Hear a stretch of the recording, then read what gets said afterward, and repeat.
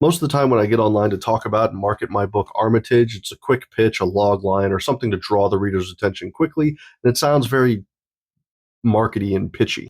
I don't often sit down and nerd out about the content that's in this book, especially the fantasy stuff that I'm really proud of. Like how this book has elemental fawns. And when I say fawns, I mean more like from Castlevania Lords of Shadow, when you see Pan and he's real goat face looking, hunchback, kind of jacked, that kind of fawn.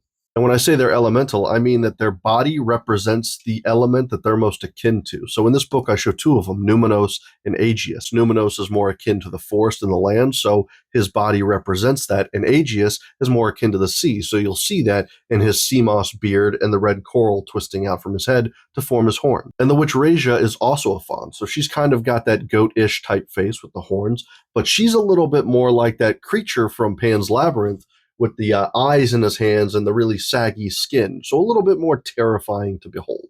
And how some of the elements, like the strangers all trapped in a hotel because of a storm, was pulled from one of my favorite horror movies, Identity. And how the presence speaking to her in her head, guiding her to her answers, was pulled straight out of Stir of Echoes and that paranormal murder mystery kind of thing. Something that I have talked about is that the main villain from this book, who has 3 chapters told from their perspective, was actually inspired by the character Dexter. And I get it, there's only a sprinkling of fantasy in here, so I don't get to do a deep dive into the lore. But with what fantasy is in here, it's densely packed. Like the fantasy world Idramir that they go to, you discover is in a corpse of a celestial titan, but a celestial titan in the way that Ego is from Marvel, and which is where the name Idramir came from, as an id, one of the components of the psyche from Sigmund Freud's theory.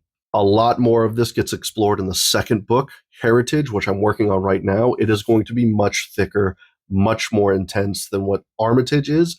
But if you want to get an early start on it, check out Armitage and just nerd out with me a little bit.